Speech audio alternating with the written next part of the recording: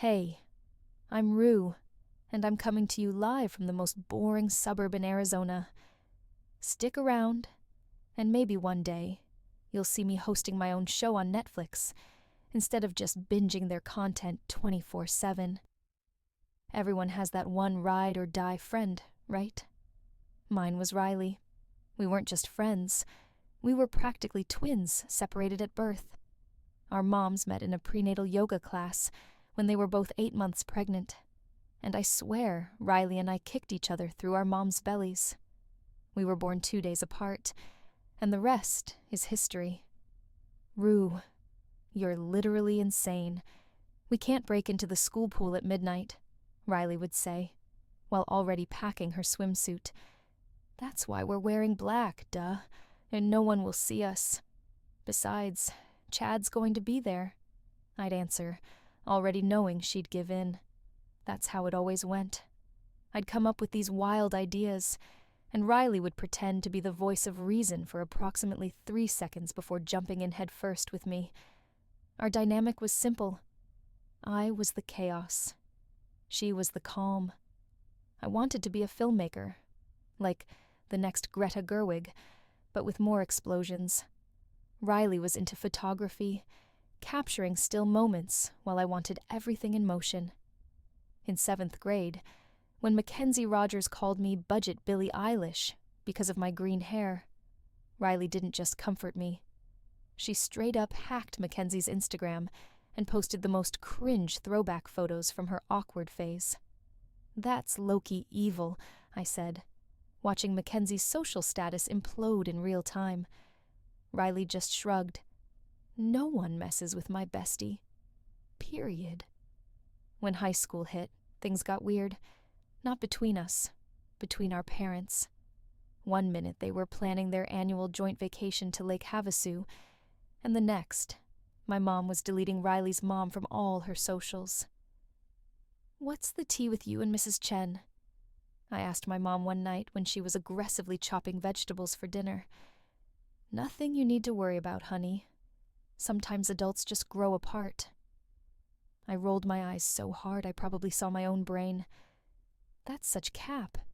You guys were literally planning to get matching tattoos last month. Mom slammed the knife down. "Drop it, Roo.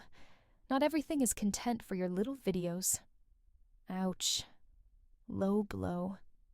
Riley and I made a pact not to let our mom's drama affect us.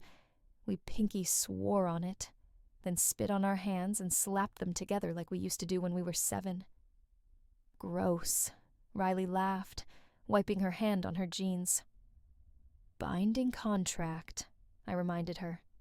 "Best friends forever, no matter how psycho our parents get." But then last Tuesday happened. Riley didn't show up to school, which wasn't that weird. She sometimes got migraines that knocked her out for a day. I texted her, "You alive? Biotest was brutal. Let me copy your notes tomorrow. Read." No reply. I tried calling after school, straight to voicemail.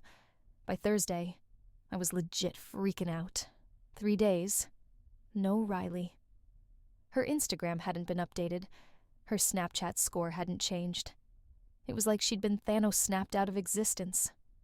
Friday after school, I biked to her house, ready to either hug her if she was sick or yell at her for ghosting me. But when I got there, I nearly crashed my bike. The Chen house, the same house I'd practically lived in since I was in diapers, had a "for sale" sign in the front yard, and it looked empty. I dropped my bike on the lawn and ran to the front door, pounding until my knuckles hurt. "Hello? Mrs. Chen? Riley?" My voice cracked as I pressed my face against the window. The furniture was gone. The walls were bare. The potted plants that Mrs. Chen obsessively cared for had vanished. That's when I noticed the side gate was open. I walked around to the backyard, my heart pounding so hard I could hear it in my ears.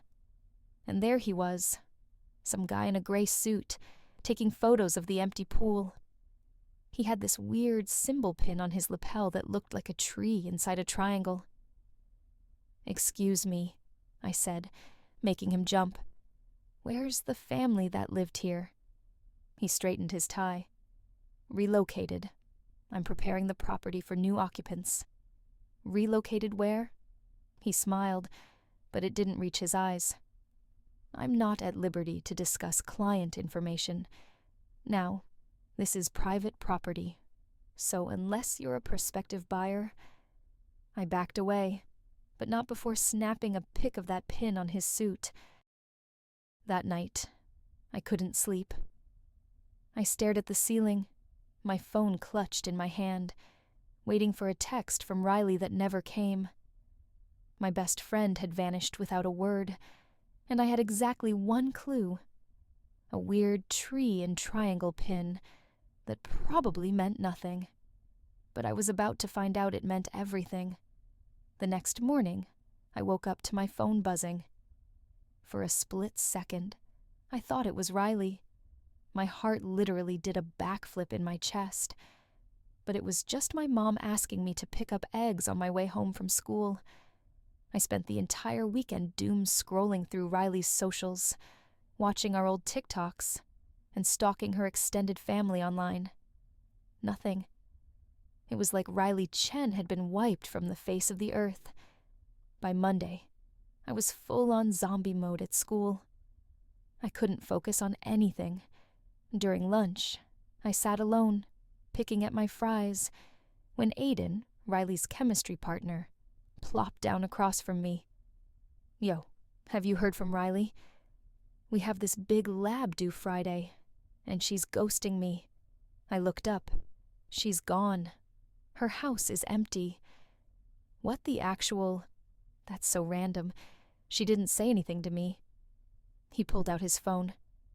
I need her part of the project, or I'm screwed. Yeah, well, get in line. She didn't exactly send me a peace-out text either. Aiden chewed his lip. Actually, she was acting kinda sus last week. Kept getting these calls during class. Would step out and come back looking all stressed. I figured it was just college application drama. New information. I sat up straighter. Did she say who was calling? Nah, but I saw the caller ID once. It said Harmony Grove or something like that. I practically lunged across the table. You're sure? Positive. I remember thinking it sounded like an old folks' home. After school, I went straight home and fired up my laptop. Harmony Grove brought up about 1 million retirement communities, but then I tried Harmony Grove Tree Triangle, and boom, there it was. Not a retirement home. A wellness community in northern Arizona. Their logo? A tree inside a triangle. Their website was all muted earth tones and buzzwords about returning to natural balance and escaping digital pollution. There were photos of people in matching beige clothes, tending gardens and sitting in meditation circles. No phones in sight. No Riley either. But the logo matched the pin on the suit guy's lapel exactly. I dug deeper. The community was founded by someone named Dr. Evelyn Parker, a former psychologist who believed that modern society is systematically destroying young minds through technology addiction. The website had testimonials from parents who claimed their kids were saved from mental health issues after joining. My blood ran cold. Was this where Riley was? Had Mrs. Chen dragged her to some digital detox cult in the middle of nowhere? I needed to talk to my mom. I found her in the kitchen making dinner. Mom, do you know something called Harmony Grove? The wooden spoon she was holding clattered against the pot. Just for a second, her face went white. Where did you hear that name? Her voice was way too casual. Online. I'm trying to find Riley. Mom turned back to the stove. Roo, I think it's time you accepted that Riley and her mom moved on.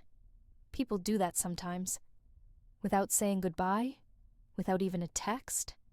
That's bull and you know it. I pulled out my phone and showed her the website. Is this where they went? Is this why you and Mrs. Chen stopped being friends? Mom sighed so deep I thought she might deflate. Sit down. Finally, some answers. Lisa, Mrs. Chen, got involved with this group about 6 months ago. At first, it seemed harmless. Meditation retreats, digital fasting weekends. But then she started talking about moving to their main community, selling her house, taking Riley out of school. And you didn't think to mention this to me? I tried to talk her out of it. We had a huge fight about it. She accused me of being part of the problem, letting you make those videos, being on your phone all the time. She said I was ruining you. Mom's voice cracked. I didn't tell you because I was trying to protect you. From what? The truth. My best friend is trapped in some anti-technology cult, and you kept it from me. It's not a cult, Roo. It's an alternative community. And Riley wasn't kidnapped. Her mother took her there.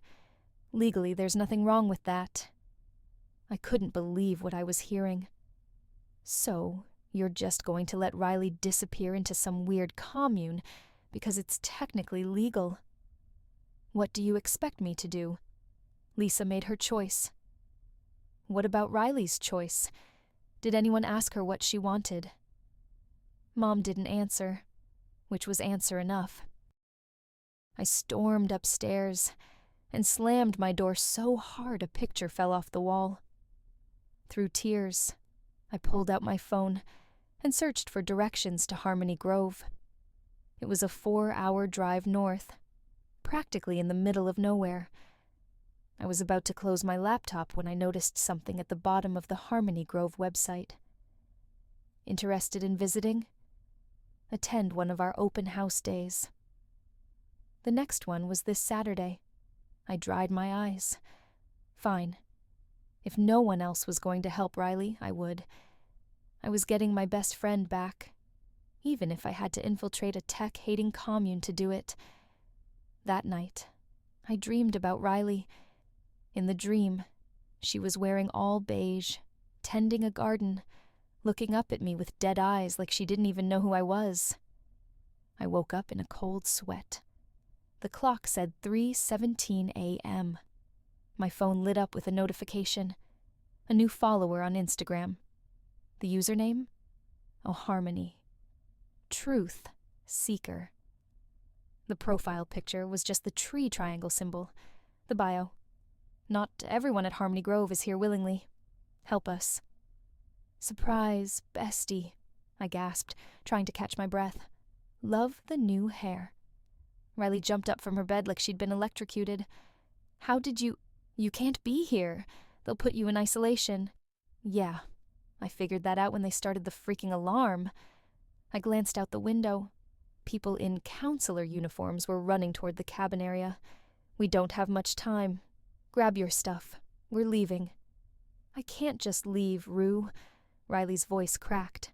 My mom brought you to a cult. A literal cult, Riley. I could see the struggle in her eyes.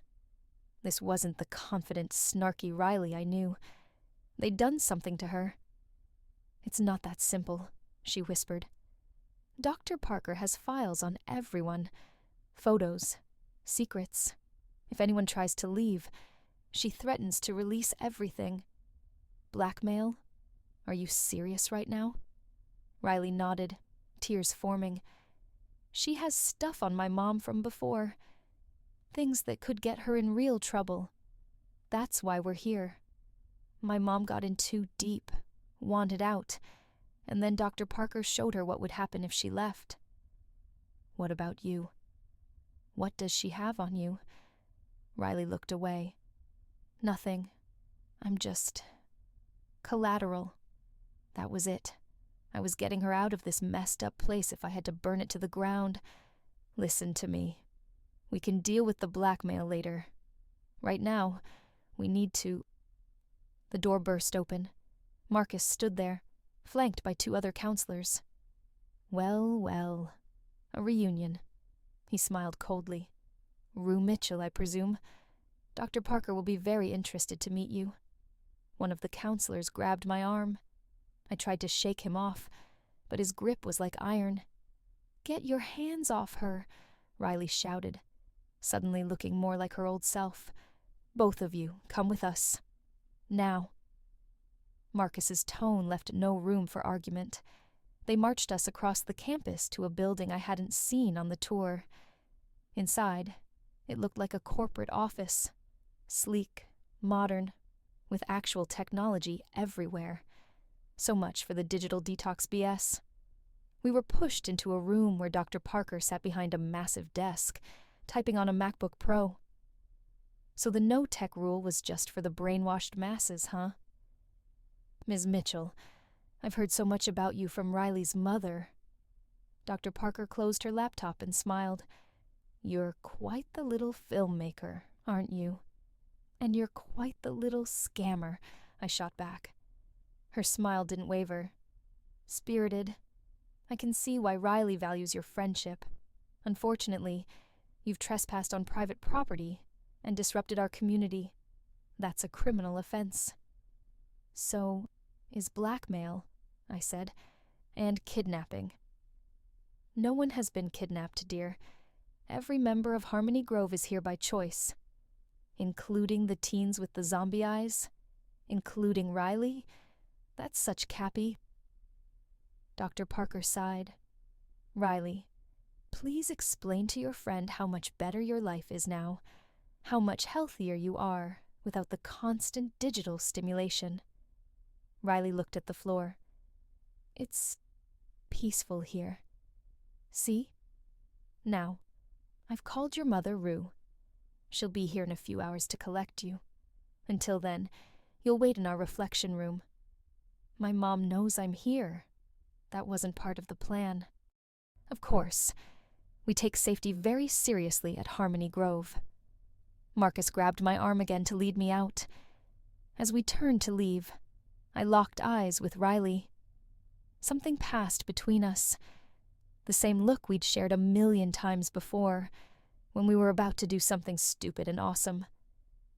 In one fluid motion, Riley lunged for Dr. Parker's desk and grabbed her laptop.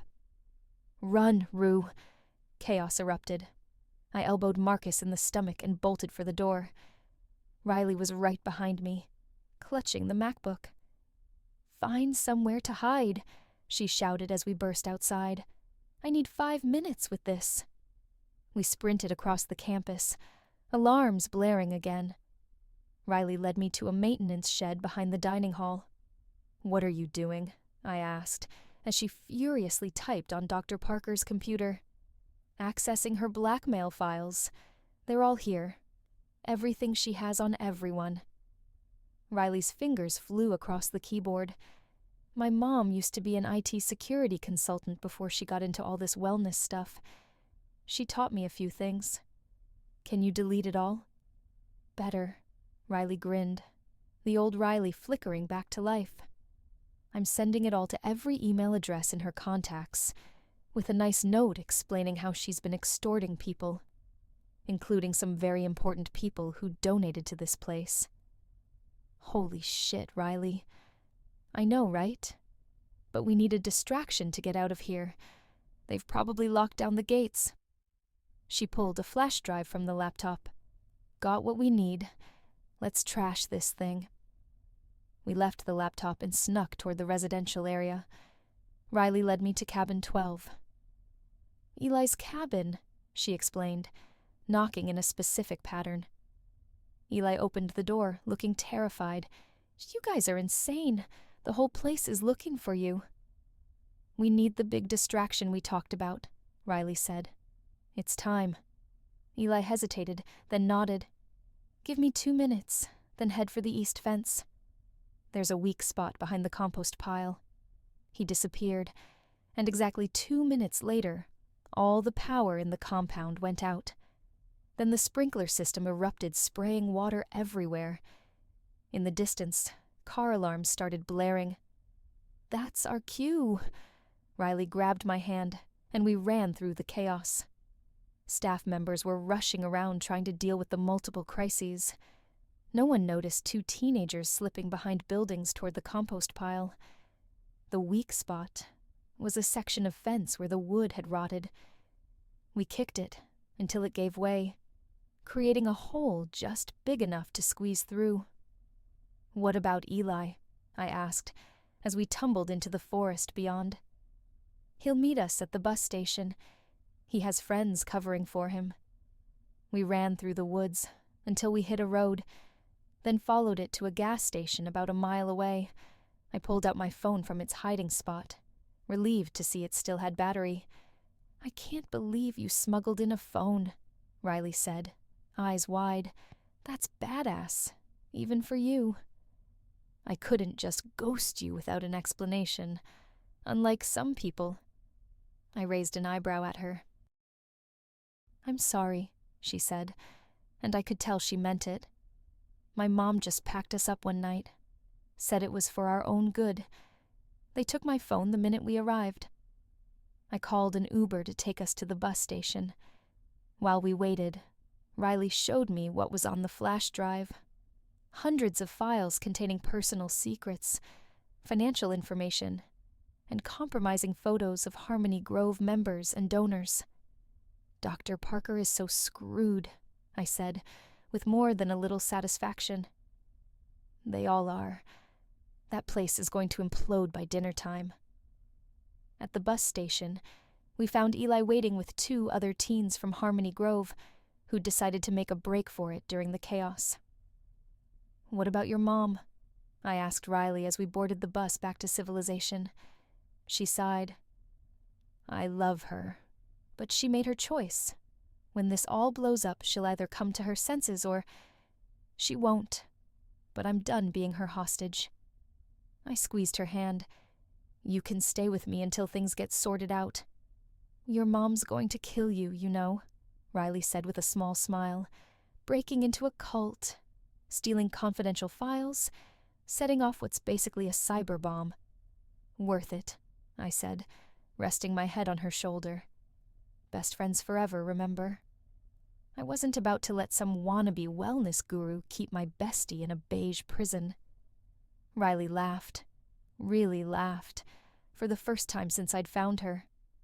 "I've missed you, weirdo." "Missed you too, nerd." My phone buzzed with a text from my mom. "Where are you?" Harmony Grove called. "You are in so much trouble."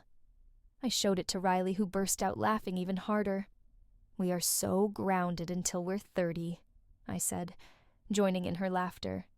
"Yeah, but we'll be grounded together.